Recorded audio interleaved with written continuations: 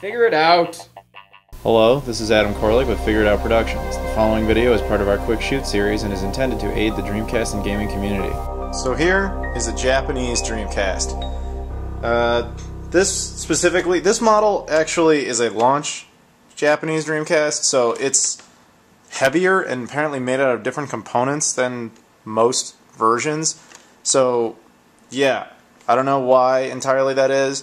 There's some rumor about it being water-cooled or something, but I really doubt that's true, and I have no desire to take it apart.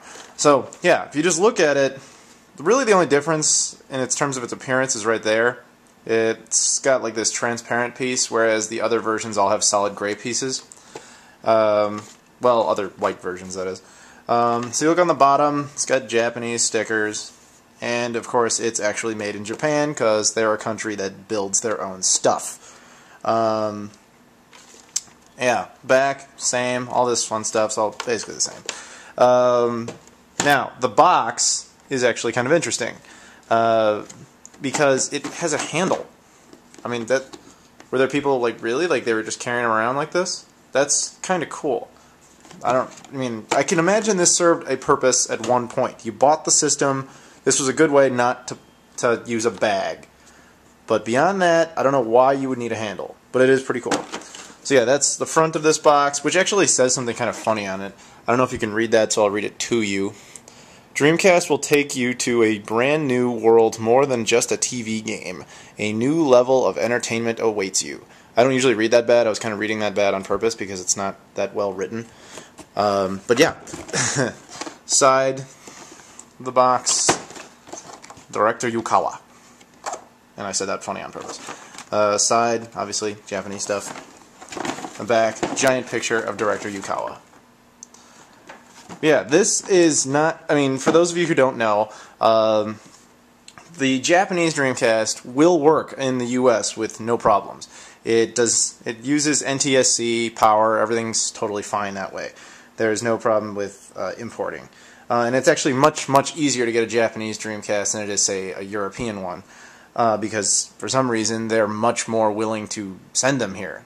You'll have a harder time doing that with European Dreamcasts. Yeah, the European Dreamcast launched on November 27th, 1998, not 1999.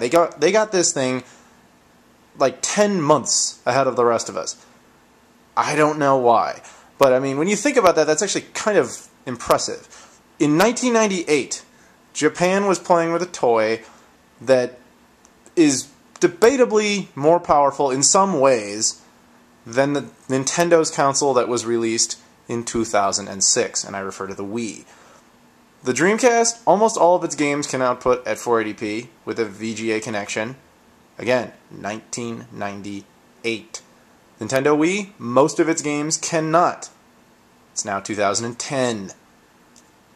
I don't know.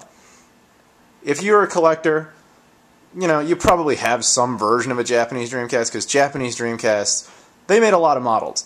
But if you don't have one, you should get one, because there's a lot of great Japanese games. And yes, I know you can play imported things here, but whatever. I wanted to get authentic. So, yeah, I would do that. I obviously did that. I recommend you do that. So, this is the Japanese Dreamcast booting up.